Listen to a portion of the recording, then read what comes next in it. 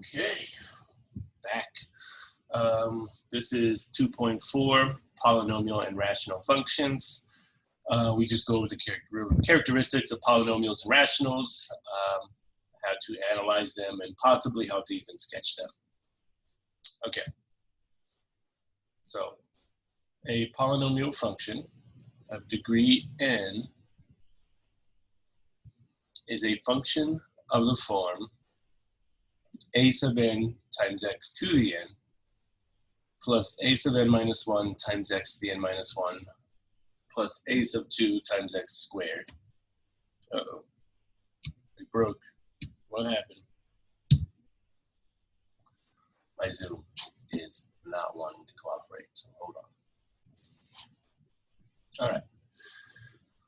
So again, a polynomial function of degree n is of the form, and all this means is starts from highest power to lowest power. So highest power to lowest power and constant. So this is the standard form for any polynomial function, just written in another form, of course. So a sub n times x to the n, that is the leading term. And it starts with the leading term's power, so the highest power to the lowest power, to where you finish off with the constant. And remember, a constant is just a number without a variable. So if I were to write an example function, it could be something like 5x cubed plus 4x squared plus 3x plus 2. Always highest power to lowest power, and then constant.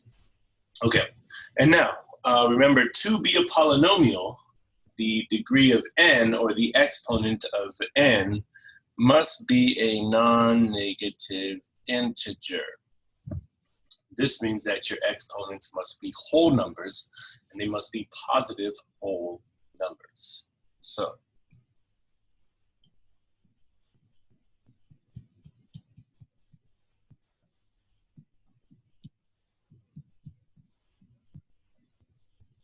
okay, cool. All right, so what we're going to do here on these 4 charts is just determine the characteristics of a polynomial function and the way it opens on a graph. So this is called the end behavior. We want to know what the ends of the graph look like. And the way we do that is we look at the leading term. So it's all based on the leading term of the given polynomial. So the only thing we look at is the leading term, a sub n times x to the n. That's the leading term.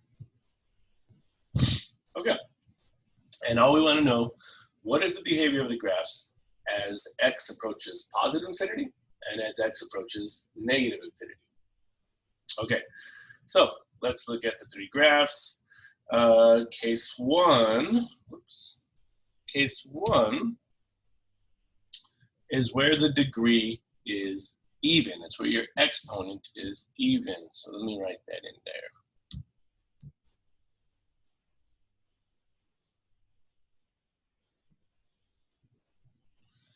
The degree n is even, or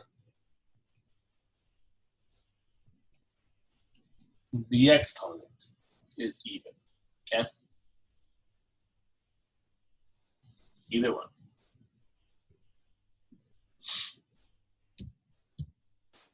Okay, so let's look at case 1. And let's look at an even degree polynomial whose leading coefficient is positive. So it says a sub n greater than 0. Well, a sub n is your leading coefficient. And this means that our leading coefficient is positive.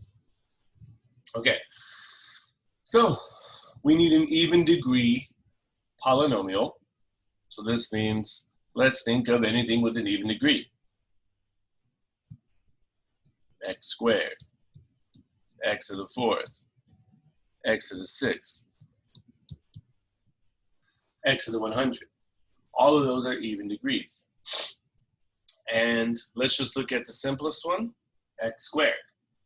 We've graphed x squared before. So, or we've been graphing, I think in like 2.3. So x squared is a positive, even degree function. And we know x squared opens up if it's positive. So all we're looking is at the tails. So whatever happens in between the tails, we'll figure out later. All I want is the end behavior. That's the key word. So x squared opens up. This means that we're going to have a graph that looks something like this. And no matter what even degree it is, x squared, x to the fourth, x to the sixth, x to the 100, x to the 1000, it's always going to share the same end behavior of the tails opening up. Always. Okay. Now, right below it, it just wants us to analyze the graph, and we want to analyze the left side and the right side. It wants to know what's the behavior of y as x approaches a certain number. So let's look at the left side of the graph.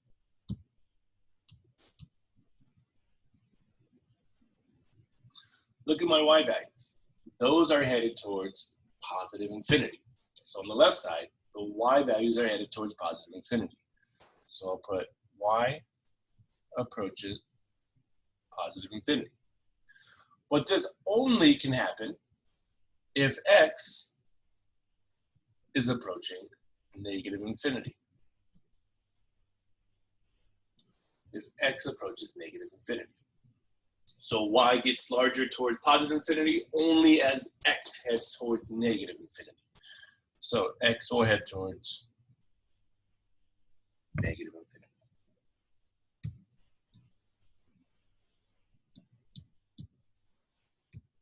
Okay. Now, let's look at the right side. Y again is headed towards positive infinity. So, y is headed towards positive infinity, but this time on the right side of the graph, y can only approach positive infinity if x is also approaching positive infinity. Okay, and these are the characteristics of an even degree polynomial that is positive. So positive. Okay. Now, let's look at case 2. Case 2 is still for an even degree polynomial, but now its leading coefficient is negative. This means it is a negative function. Negative function. Which means that to make an example of those, well, just put a negative in front of all of these. That's it. And if you think about what the negative does, the negative in front of the x squared, or the even degree polynomial, will flip it over the x-axis. So now the end behavior looks like this. There you go. That's it. Okay. Now, analyze. Left side, right side. Let's look at the left side of the graph. And now my y values on the left side are headed towards negative infinity. So y is going towards negative infinity. And it can only do this if my x values also head towards negative infinity. Okay. Now, let's look at the right side. Okay, now y on the right side is still headed towards negative infinity. And now y can only head towards negative infinity on the right side if x is headed towards positive infinity.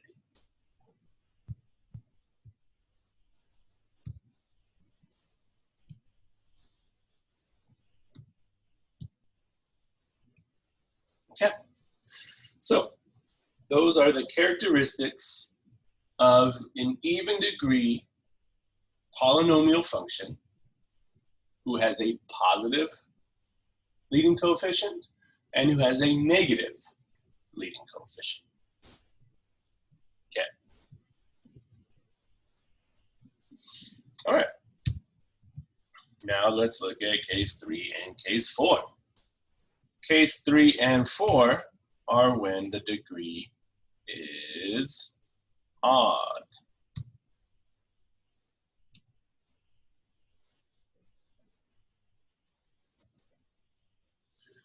The degree of n is odd. And case 3 is for an odd degree polynomial with a positive leading coefficient.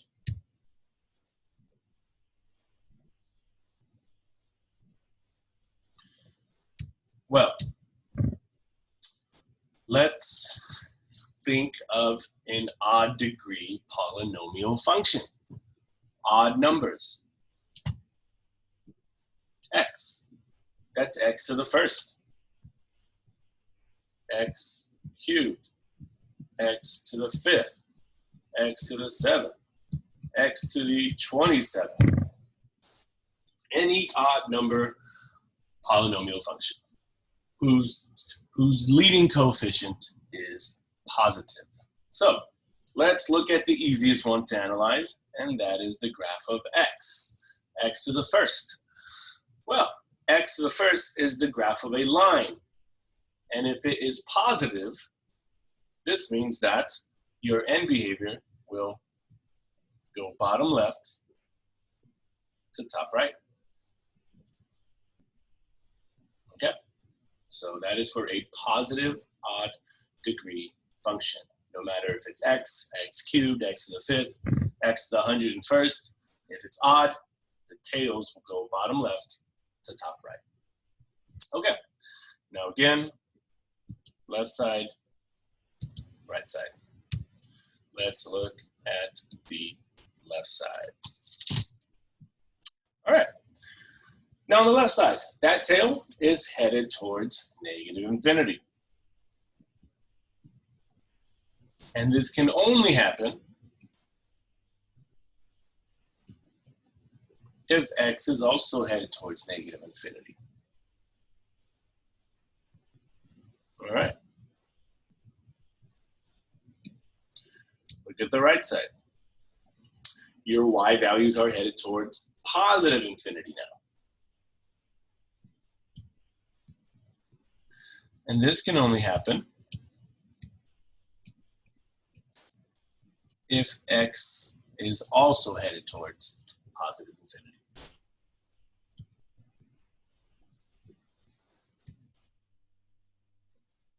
Okay, so case 3, odd degree polynomial function with a positive leading coefficient. So it's just positive. Case 4, what do you think it is? It's just like case 2. The leading coefficient must be now negative. Okay? And how do we find or represent a negative odd degree polynomial function? Well, I have them all on the right side already. Just make all of these negative. Make them all negative. And what the negative does is flips the tails across the x-axis. So if I have a negative odd degree polynomial function, this means that now I open top left to bottom right. Okay. And back at it. Left side, right side. Okay. Analyze the left side. That tail those y values are headed towards positive infinity. But this can only happen if x is headed towards negative infinity. Now, look at the right side. That y value, those y values, are headed towards negative infinity. And this can only happen if x is headed towards positive infinity. There you go. So these 4 cases represent the end behavior of any polynomial function with an even degree or odd degree that has a positive leading coefficient or a negative leading coefficient. All right. I guess I can make a note here. I'll say A sub n is our leading coefficient. Okay, cool. It's the leading coefficient on the leading term. All right. Let's see.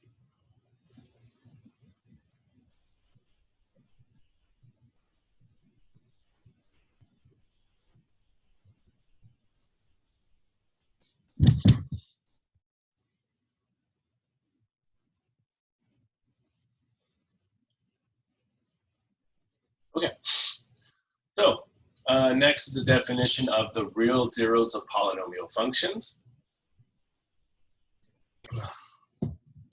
Don't let any of this scary definition fool you, because this is stuff you know already. This is stuff we've been doing already. We're just putting more definition to it.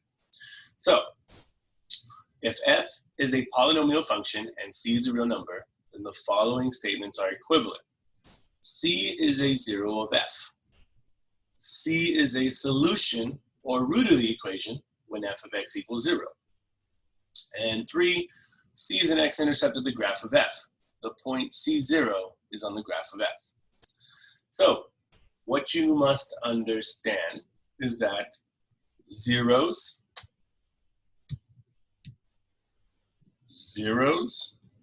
roots, and x-intercepts are all the same thing.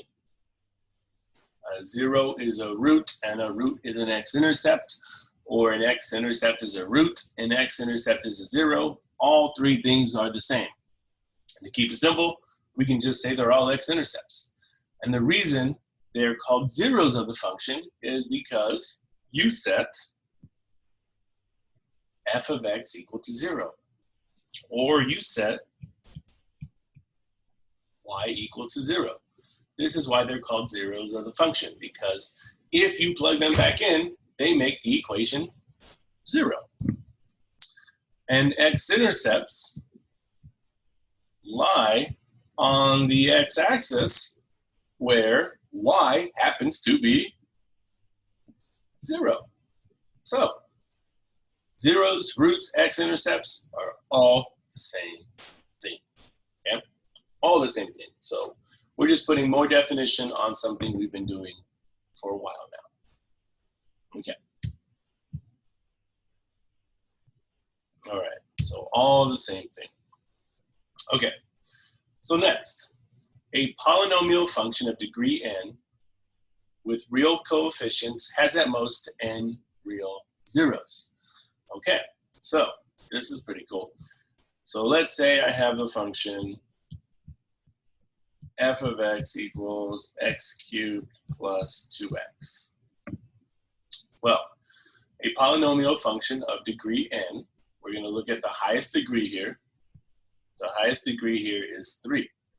This means if we were to solve for the x-intercepts, for the solutions, for the roots, this means that we would have 3 zeros, or 3 X-intercepts, or 3 roots. Remember, all three of these are the same. Zeros, intercepts, roots all mean the same thing. Okay, so whatever the degree is tells us how many X-intercepts you should find, how many zeros you should have.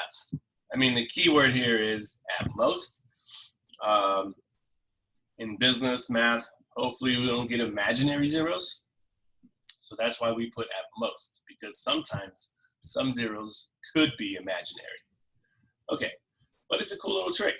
The highest degree of the polynomial tells you how many zeros you have. So if this is x cubed plus 2x, the highest degree is 3. This means I have 3 zeros. There you go. That's it. Okay. And then the last one says, if f of x is a polynomial of degree n, then the graph of f has at most n minus 1 turning points. Okay. Well, let's look at the same exact function. And all we do for turning points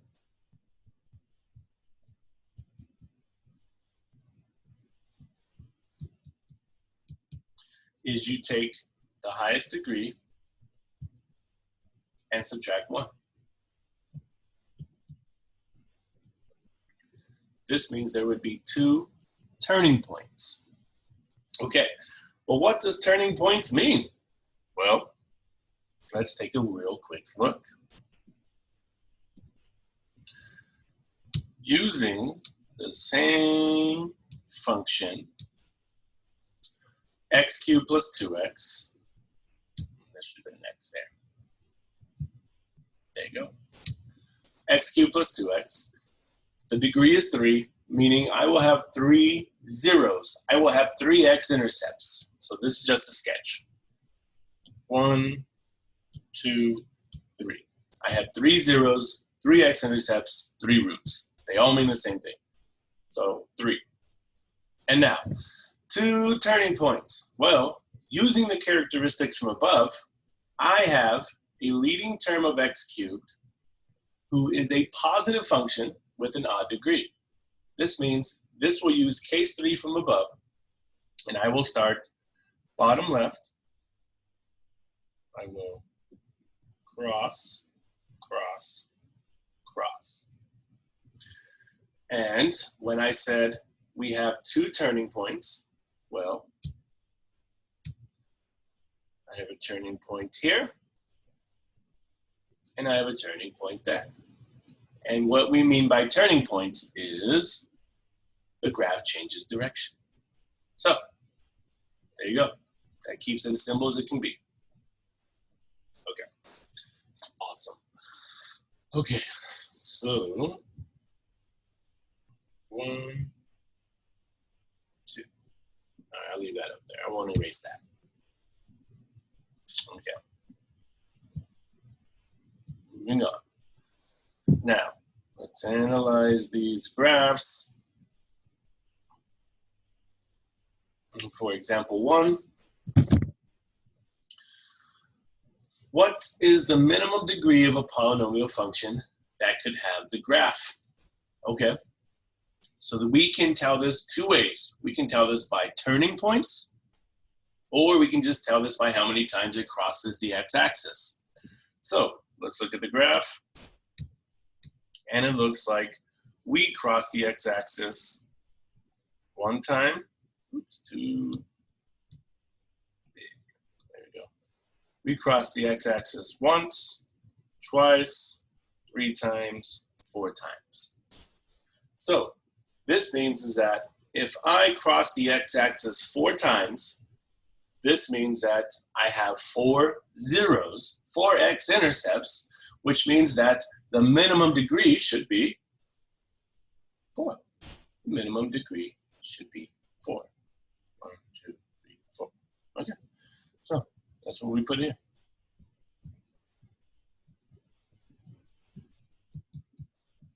Degree is 4. Now I did say by turning points, but that takes a little bit of thinking, not too much. Let's see if we can get it by turning points. Turning point here, there, and there. Now remember, the formula for turning points is n minus 1. So if I have 3 turning points, then this means my degree must be 4. Not bad, right? It's probably easier to count X-intercepts though, but hey, this verifies our answer, which is pretty cool. Okay, answer the next part. Is the leading coefficient of the polynomial positive or negative? Well, the way we determine that is by the end behavior. By the end behavior. Look at this. This tail's headed up towards infinity. That tail's headed up towards infinity. This means that our tails are headed up towards infinity, and we have a degree of 4, which is even. This means that this has to be related to case 1. Case 1 says the tails go up, and if the tails go up, then the leading coefficient must be positive. That's all. That's all it's saying. So we come down here, and that's all it wants. Is the leading coefficient of the polynomial positive or negative? And it's definitely positive. This is going to be a case 1. Okay, perfect. Let's look at the next one. What is the minimum degree that this function could have? Well, let's see how many times we cross. 1, 2, 3. We touch the x-axis or cross the x-axis 3 times. So my degree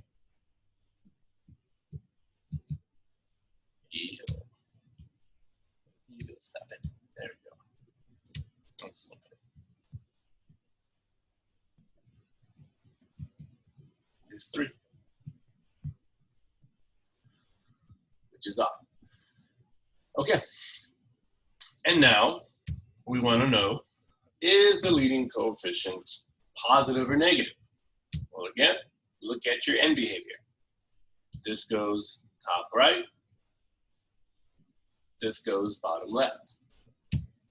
We have an odd degree, and my tails go top right to top left. So let's go look at the cases for that. Odd degree, case 3 or case 4. And just like our graph, one tail goes bottom left, one tail goes top right.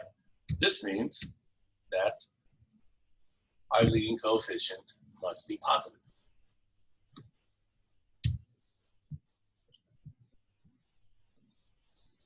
So, back to this one. We have our answer. It's positive. Just the leading coefficient. All right. Now, what's the minimum degree of this graph? Well, again, how many times do we cross? 1, 2, 3, 4, 5, 6. So our degree is 6, which means it's even.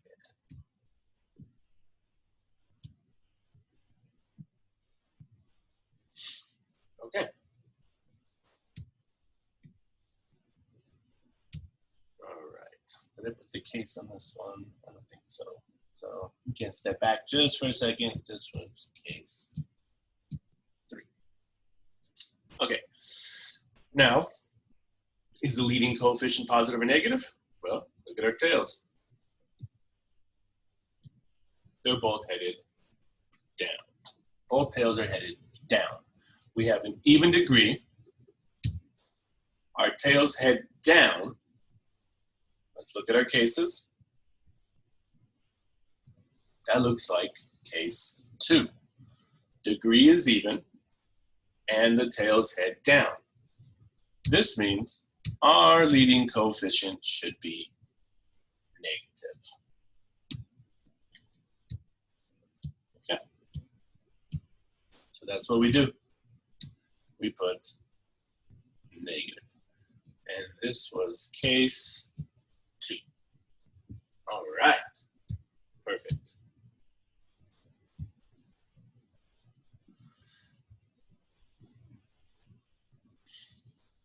All right. Example 2. Let f of x equal x cubed minus 8x squared plus 9x minus 1. What is the maximum number of x-intercepts for the graph? Well, what's the degree? What's the highest degree here? 3. If the highest degree is 3, then this means that the maximum number of x-intercepts must be 3. Goes hand in hand. What is the maximum number of turning points? All right, so the degree is 3. Remember, turning points is n minus 1. So this means just subtract 1 from 3, and we should only have 2 turning points. That's it. Okay. Is the graph increasing or decreasing as x gets infinitely smaller? Okay, so here is where you would reference the first page again. So first off, our degree is 3, right? I can write that down.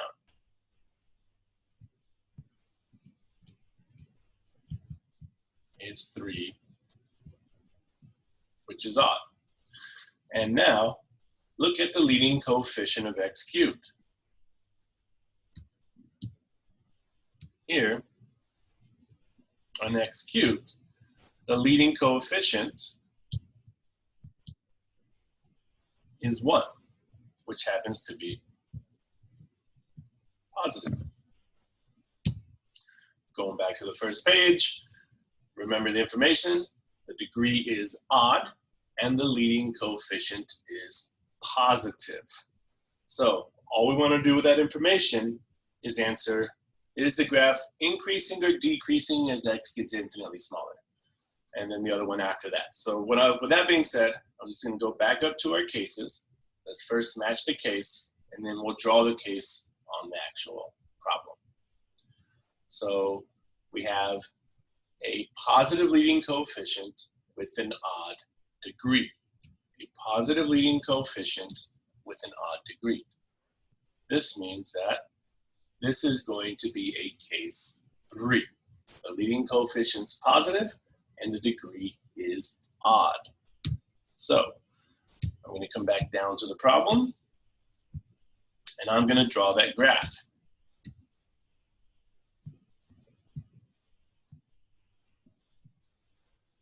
Because this is a case 3. Okay, and now we can answer the questions C and D. Is the graph increasing or decreasing as x gets infinitely smaller? So what it's asking is that as x heads towards negative infinity, if x heads towards negative infinity, x is getting smaller and smaller and smaller. Well, all we want to know is, what is y doing? Y, the graph, is going to be getting infinitely smaller as well, or it will be decreasing. Okay? Then, D, is the graph increasing or decreasing as x gets infinitely larger? Well, as x now heads towards positive infinity, where are your y values going? Positive infinity, which means that your y values are going to be increasing. That's it. That's all it wants. So we want to base it on the case. Let's try it again. Example 3. F of x equals negative 7x to the 4th minus 2x plus 41. What is the maximum number of x-intercepts for the graph? Well, what's our degree here?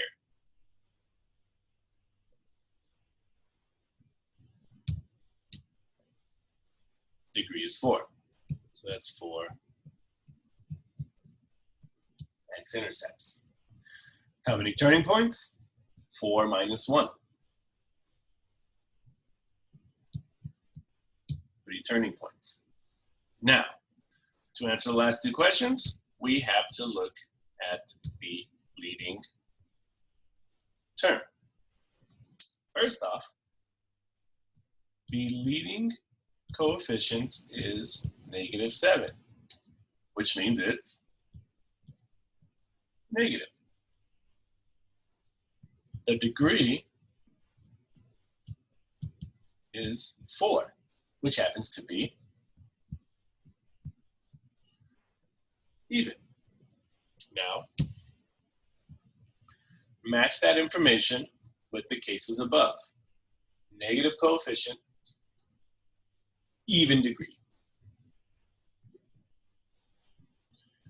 Negative coefficient, even degree. That is going to be a case 2, my friends. Negative leading coefficient, even degree. That's what case 2 is all about. Okay. So, just like the last one, I'll draw it.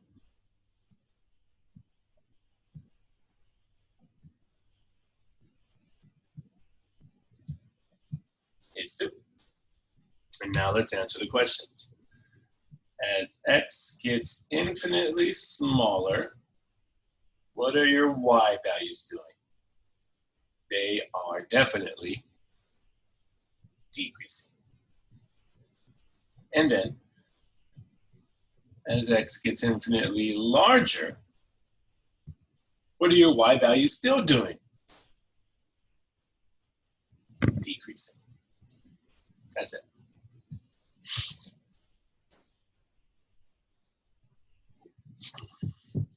Okay. Next one. There we go.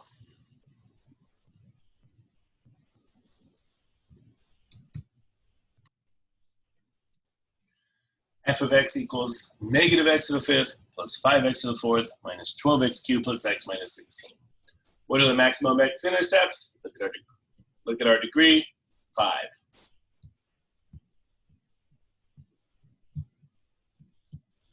Five x-intercepts. If our number is 5, if our degree is 5, then this means we should have 4 turning points. Okay, now to answer the last 2 questions, we need to look at the leading term. Leading coefficient is -1, which means we're negative. Degree is 5, which is odd. Take this information, go back to the first page. Negative leading coefficient, odd degree.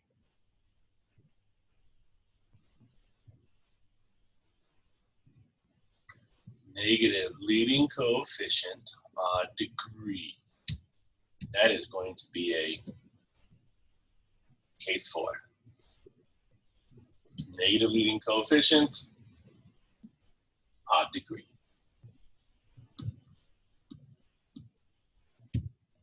All right, let's copy it down below.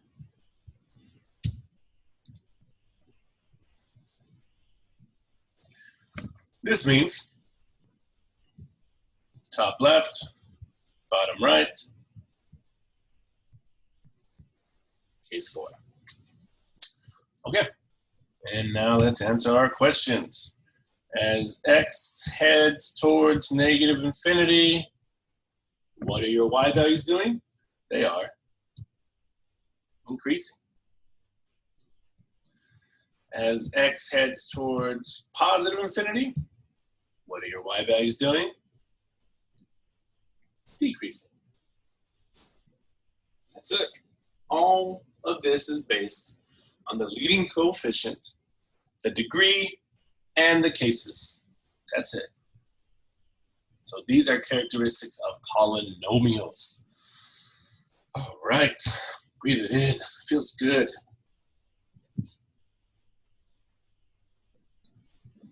Why do business majors need to know this? I don't know. But we're moving on.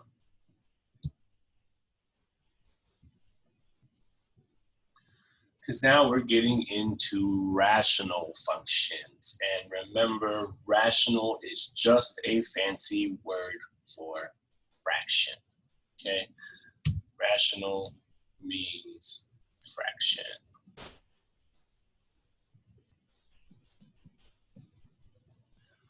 Okay, so a rational function can be represented as the standard form. So in the numerator, this goes from highest power to lowest power. In the denominator, same thing, highest power to lowest power. So there's two polynomials over each other in standard form. That just is called a rational function, okay? That is a rational function. Okay. So the degree of the numerator is n, and the degree of the denominator is m. The domain of the rational function consists of all real numbers for which the denominator cannot equal 0. Since it is a fraction, since it is a rational function, we know that in a fraction, the denominator can never be 0. Okay. So if we are dealing with rational functions, we're going to come across something called a vertical asymptote. And it's going to be in the form of the line x equals a. The vertical asymptote of a graph, if the graph approaches the vertical line but does not reach the vertical line, as the domain values get very close to the line from either side. What does any of that mean? This means that vertical asymptotes come from your domain. So if you find your domain, you have your vertical asymptotes. And you can never ever cross a vertical asymptote. That's what it means. So all that fancy definition means we get close to the vertical asymptote, but we'll never touch it. So we either curve upwards or we curve downwards, and we never touch it, right? It's kind of like those cartoons where the car's about to hit the wall, but the car doesn't hit the wall, it just goes straight up the wall. That's what the vertical asymptote is. You'll never touch it. Man, that's a pretty good analogy. All right. Okay. If the rational function is in reduced form, the vertical asymptotes are found by setting the denominator equal to 0 and solving for x. Yes. Okay. So, all right. So those are vertical asymptotes. Okay. All right. Next is horizontal asymptotes. All right. So a horizontal asymptote is a line the graph approaches, and unlike vertical asymptotes, you can actually cross horizontal asymptotes. Okay. So they're in the form of y equals b. Now, finding horizontal asymptotes, there's more rules than vertical asymptotes. So here are the 3 rules for horizontal asymptotes. Okay. All right. So rule number 1, if the degree of the numerator is less than the degree of the denominator, you see there's n, there's m, right? We only care about the leading terms on the numerator and denominator. So if n, the degree of the numerator, is less than m, the degree of the denominator, then we get a horizontal asymptote of y equals 0. That's nice. That's easy. And I'll write you an example of that. Okay. So to represent number 1, I'll just make up a function. I'll say f of x equals x over x squared plus 1. All right, well, to represent rule number 1 for horizontal asymptotes, the degree of this numerator is 1. The degree of that denominator is 2. Since 1 is less than 2, since the degree of the numerator is less than the degree of the denominator, the horizontal asymptote for my example function would still be y equals 0. That's it. I would write it as horizontal asymptote is y equals 0. Okay, so that's an example for number 1. Rule 2.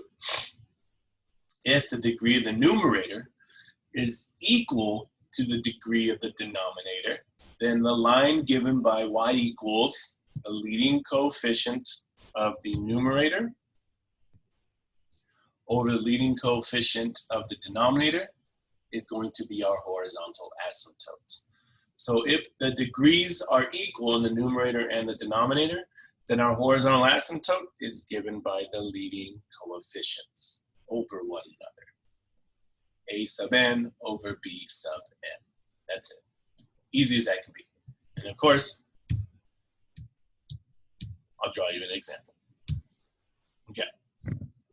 So, for number 2, I'm going to just erase this. Good thing you guys can rewind. All right. So, for example 2, let's say I had f of x equaled 2x squared plus 1 over 3x squared minus 1.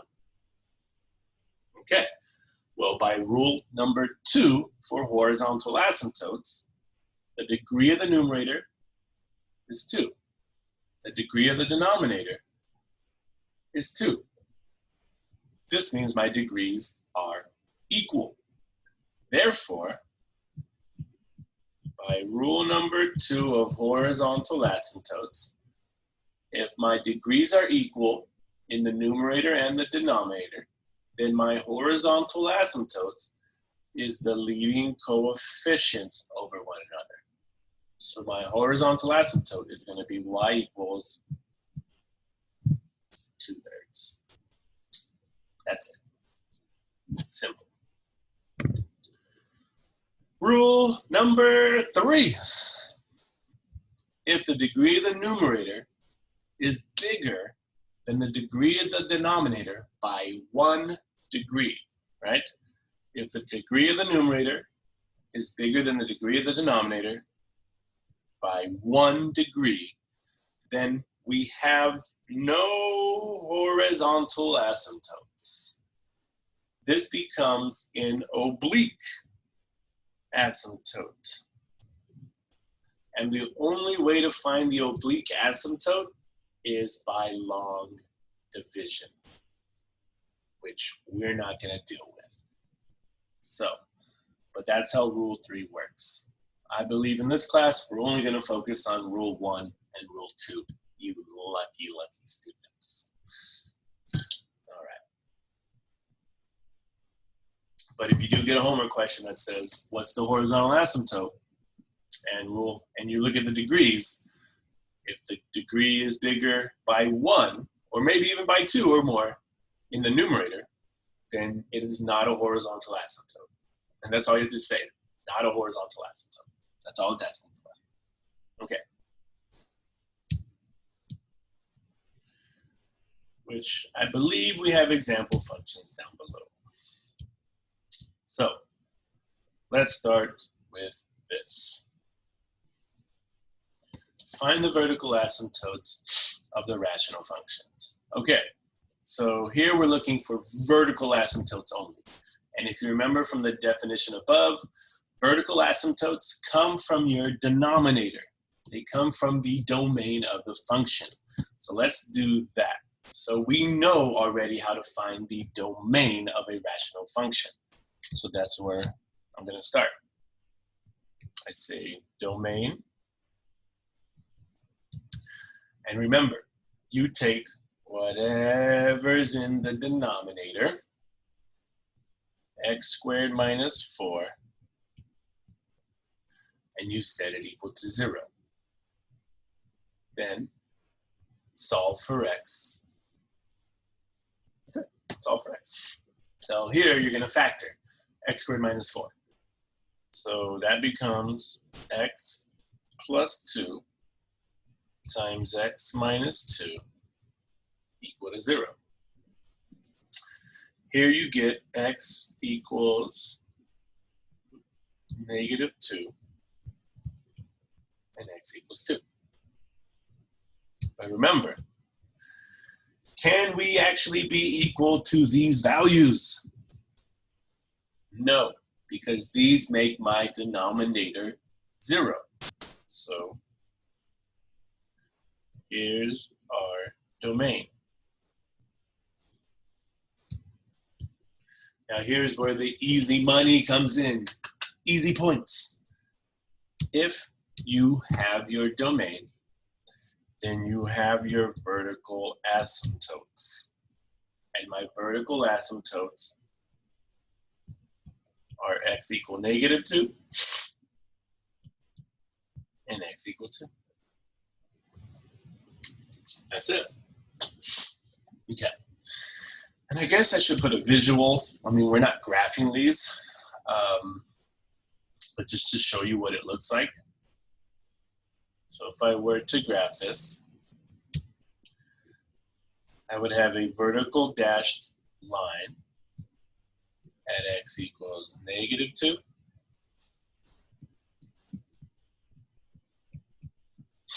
And another vertical dashed line at x equals 2. And then I would probably have a horizontal asymptote here, but again, we're not graphing them. I'm just showing you what our graph would look like. So my graph would look something like this.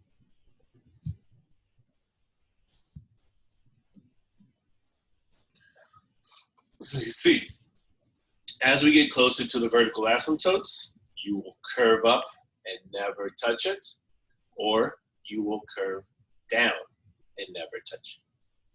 That's how vertical asymptotes work. You can't touch them because they're part of their domain. The function does not exist at negative 2 and 2. This is why we can never cross vertical asymptotes. And then you see that horizontal asymptote there, where the graph comes and just skims right above it. And it could possibly cross the horizontal one, but you may never know because we don't have to graph them in here. But this is what you're working with, okay? All right.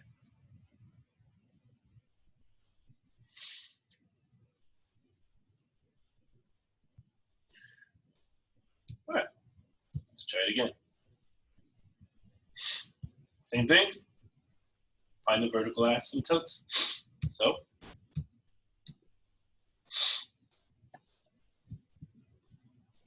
start with your domain. Sneeze.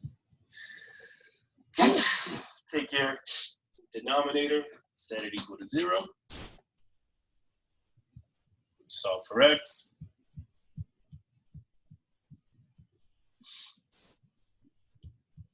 Divide by 6. X equals negative 3. Okay, so x equals negative 3. And since this is from your domain and your denominator, we cannot be equal to negative 3 because it makes the denominator 0.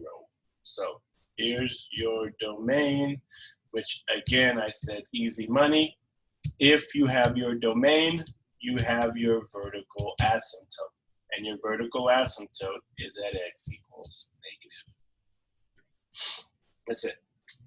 So to find vertical asymptotes, set your denominator equal to 0 and solve for x. That's it. Nothing crazy. Okay. Nothing crazy yet, right? All right. Now, let's just find the horizontal asymptotes now. And that's going to use the rules 1, 2, and 3 above. So we'll reference those back. All right. So let's start with the first one. Find the horizontal asymptote. So all we look is at the leading term, the one with the highest power. So it would be nice to make sure everything's written in standard form from highest power to lowest power. And it looks like we have that.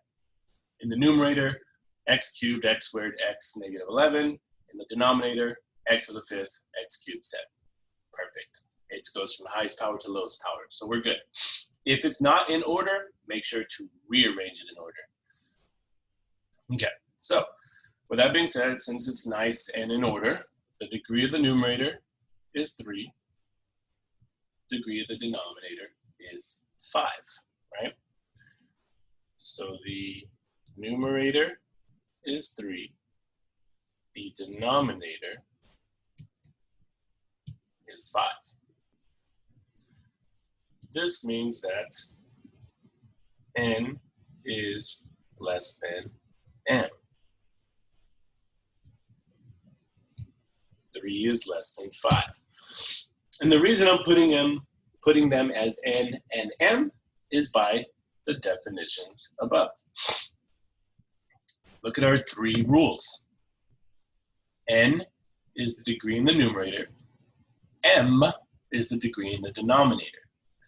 And look at rule number 1. If the degree of the numerator is less than the degree of the denominator, then we're going to get a horizontal asymptote of y equals 0. Well, with that being said, does that represent what we have below?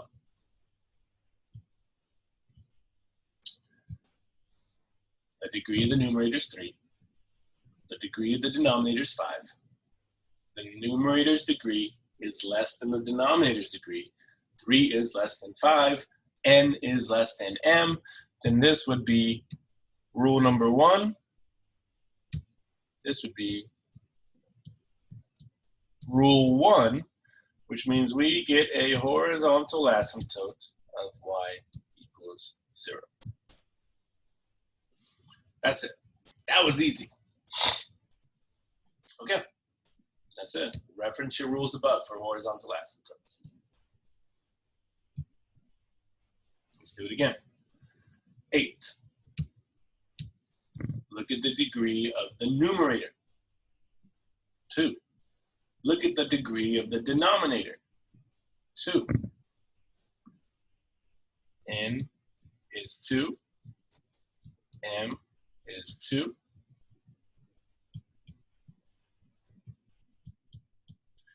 N equals m. 2 equals 2. The degrees are equal, which means let's look at our rules. And that looks like it's going to be rule number 2. If the degrees are equal, if n equals m, then the horizontal asymptote is given by the leading coefficients over one another. A sub n over b sub n.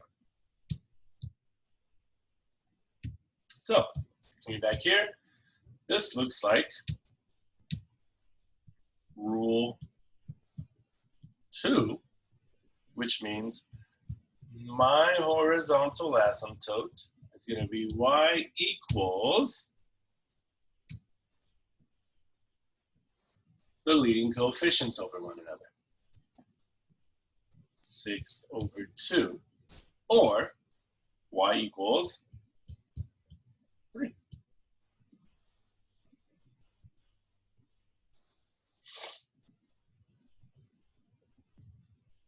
There you go. That's rule 2.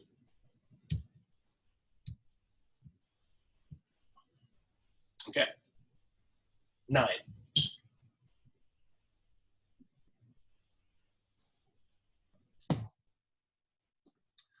X cubed minus 2x squared plus 3x plus 4, x squared minus 3x plus 5. Look at the degree of the numerator, 3, and look at the degree of the denominator, 2.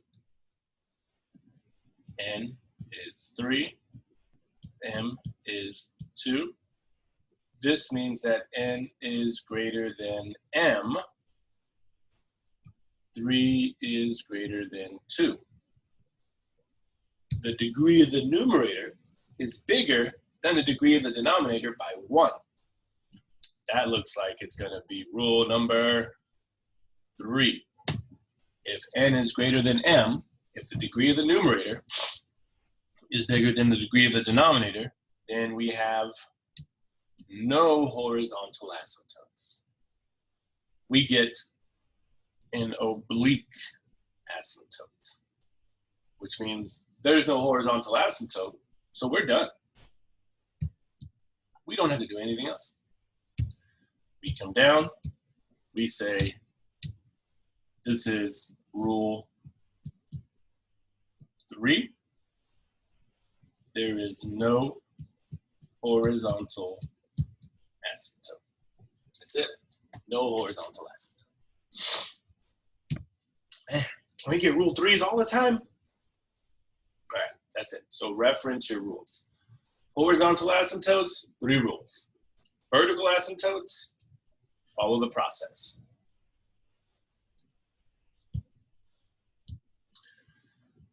Okay. Now let's analyze this graph. And first thing it wants us to do is look at the vertical asymptotes. And you look for vertical lines. So where does it look like we have a vertical asymptote at? Here and here. That is correct, whoever's out there. Okay, and this first vertical asymptote on the left, I mean, I like to read graphs from left to right. You don't have to, but it makes sense. So the first vertical asymptote is at -2. So we're going to say x equals -2. And the next vertical asymptote is at 4. So we're going to say x equals 4. Okay. And then we look for a horizontal asymptote. Well, what should give that away is a horizontally dashed line, which happens to be right there. And that happens to be at -2. So for my horizontal asymptote, I would put y equals -2. Now, it says which function below could represent the graph. So here's where we have to do some reverse thinking, right? Reverse engineer it. So first off, let's look at the vertical asymptotes. X equals -2, x equals 4. Well, we get vertical asymptotes from setting the denominator equal to 0, factoring, and solving for x. Well, now, what if we just reverse the process? What if we said, you start at -3, then you work backwards, and you work backwards, and we put it back into equation form. Same thing here. You start at -2 and 2, you go backwards, and we're there. That's all we have to do is work backwards. We just put it into factored form. Okay. So with that being said, coming back down here, x equals -2, x equals 4. Well, let's see. Let me bring this here. If I put those back in factored form, this would be x plus 2, x minus 4. And then if I FOILed them, this would become x squared minus 4x plus 2x, so minus 2x minus 8. Now, let's look for the denominator that looks like x squared minus 2x minus 8. And that looks like A and C, which means B and D are out. Okay. So now now we're left with A and C. Who's going to work? Well, again, we have to do everything backwards. We have y equals -2. Okay, so now we have to think about horizontal asymptotes. So let's scroll up a bit. I have y equals -2. Let's go to the rules. And let's look at rule 1. Rule 1 says if the degree of the numerator is less than the degree of the denominator, then we get a horizontal asymptote of y equals 0. Well, this means that rule number 1 is out because we have a horizontal asymptote of y equals -2. So this means that the degree of the numerator is not less than the degree of the denominator. So rule 1 is out. Okay. Well, that means we go to rule 2. If the degrees are equal in the numerator and denominator, then the line given by y equals the leading coefficients over one another is the horizontal asymptote. Well, this looks more like a rule 2 because we get y equals -2. And rule 3 is not even in there, so we don't even have to worry about that. So we're going to use rule 2 for this one.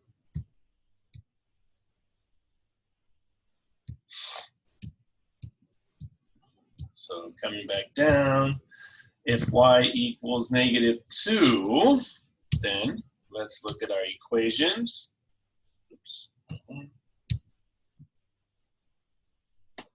Look at this. All right, there's x squared, there's x squared, the degrees are equal. So my horizontal asymptote for this one would be y equals 2 over 1, which is 2. Now look at this one. That x squared, that's x squared, the degrees are equal. This means my horizontal asymptote would be -2 over 1, which is just -2. Now, we know what our answer is. If I have a horizontal asymptote of y equals -2, then my only answer here that's correct has to be C.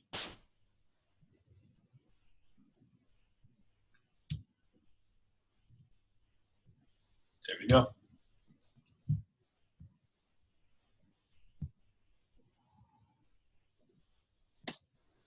Okay, cool. All right. We made it. Last one. And this one goes along with your wording exactly in my math lab.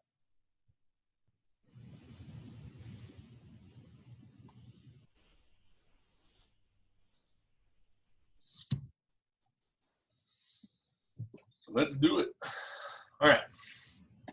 A company manufacturing surfboards, X, has fixed cost of $400 per day and total cost are $5,400 per day and a daily output of 20 boards. Assuming that the cost per day C of X is linearly related to the total output per day, write an equation for the cost function. Okay, so this wants us to find a linear function. It wants us to find the cost function.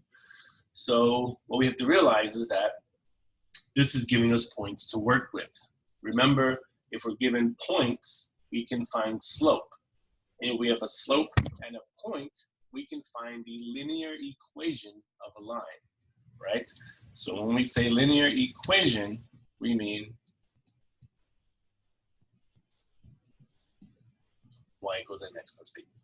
So let's look at our, let's see, the given information.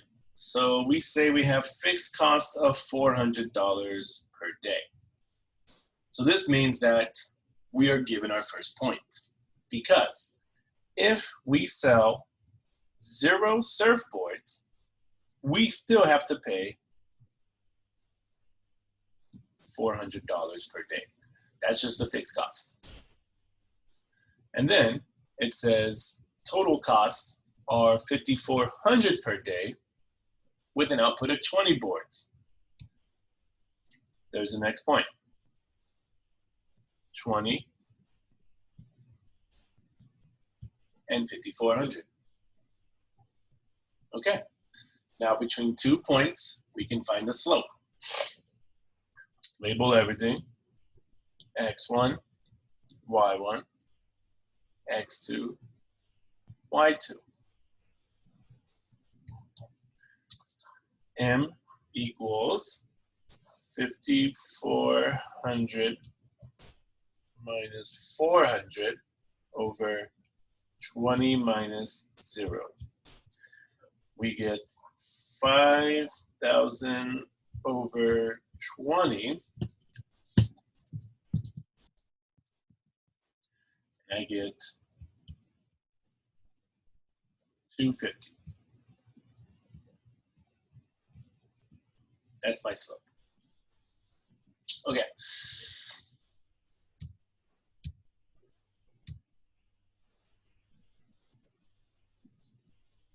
Now, let's find the equation of the line. So, I'm going to use my favorite formula.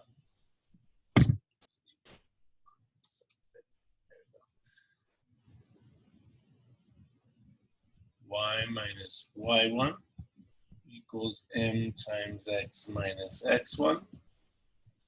And I already have an X1, Y1 labeled, so I'm just going to plug those in. Y minus 400 equal to my slope of 250 times X minus 0. I get Y minus 400 equal to 250X. And then add the 400 over, and we're done. You get Y equals 250X plus 400. Okay, but now they want us to write it as the cost function. So I'm going to say that this becomes C of X equal to 250X plus 400. That's our cost function. All right.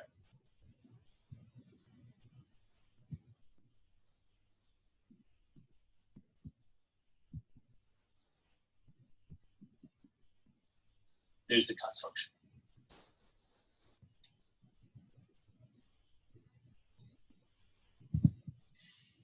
There we go. Okay. So that's A. Now B. The average cost per board for an output of X boards is given by C bar of X equals C of X over X. Find the average cost function. Okay. So, average cost, they're giving us the formula for average cost already. Average cost is given by C bar of X, which equals C of X over X. Okay, well, good thing for us is that we know C of X already. That's C of X. So just plug it in for C of X. This becomes 250X plus 400 all over X. There it is. That's your average cost function. Okay. Now, C. Sketch a graph of the cost function. Include any asymptotes for 1 through 30. Okay. So I'm going to write the average cost function back here. C bar of x is equal to 250x plus 400 all over x. And we want to sketch a graph. So this means we need to make an XY chart. And we're given the values already, 1 through 30. So let's go by tens. Let's go by tens. But we'll have to start with 1. 1, 10, 20, 30. Okay. So we're going to type all of these in. Let me see. 250x plus 400 over x. Oops.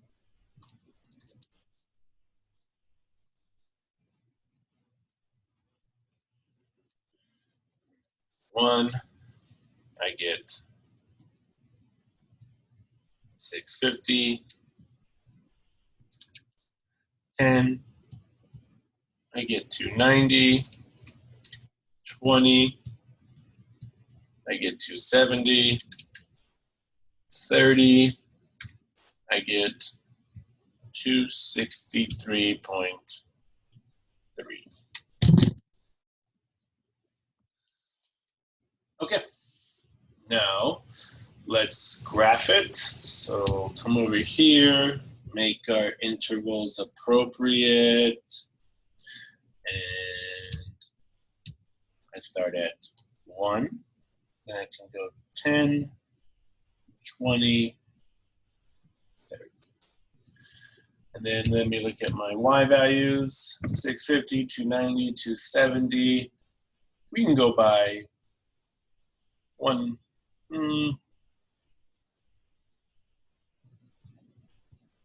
Yeah, we got room. We can go by hundreds. Why not? And let's see, 100, 200, 300, 400, 500, 600, 700. There we go. That's graph.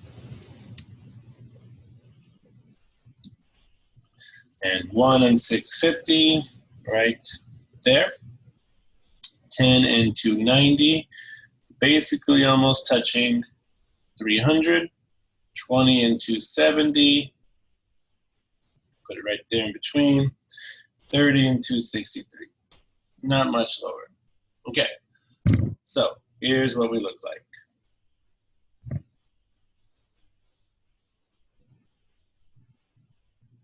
Maybe a little curvier.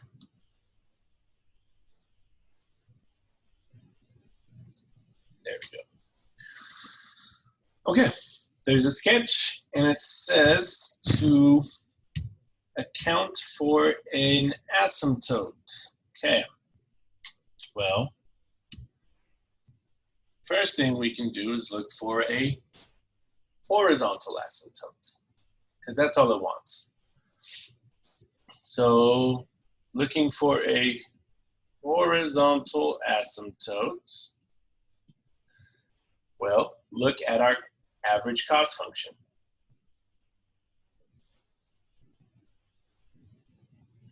You have x and you have x. So the degrees are equal. This x to the first, that's x to the first. So the degrees are equal, which means you put the leading coefficients over one another. So that means we put 250 over 1. So y would equal 250. And I would have a horizontal asymptote at 250.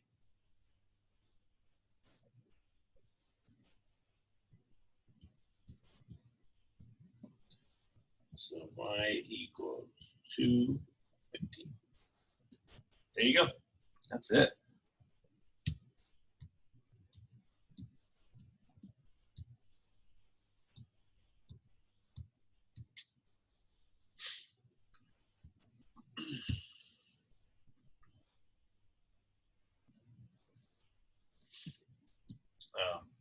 this should say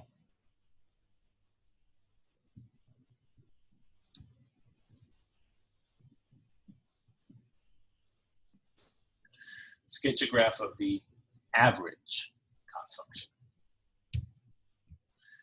Okay, and D, final question. We made it. Okay, what does the average cost per board tend to as production increases? Well, look at your graph. As we constantly increase our surfboard output, we see that it starts to meet a horizontal asymptote of what value? That's right, 250. So as we keep creating, somehow the cost is going down, probably because we're selling them at the same time, revenue, profit, all that works. So cost is starting to decrease, and it starts to flatten out at that 250 price mark. So whenever you see this question, all it wants to know is, what is the value of the horizontal asymptote, right? So maybe we can write that out. What does the average cost board tend to? Right there. What does it tend to? That means, what's the horizontal asymptote? That's all it means. So we can say the average cost is 250. Done. That's it.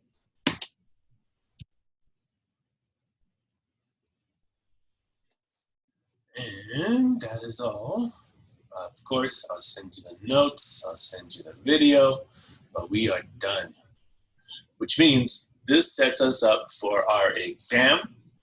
You have your review already on my math lab. 2.4 homeworks open on my math lab. The review is 76 questions, but again, you do not have to complete it. It is there for your practice with my math lab more, and you can skip around on questions. So that's why it's so many. But if you want to do them all, perfect. The more practice, the better. All right, guys, that's it.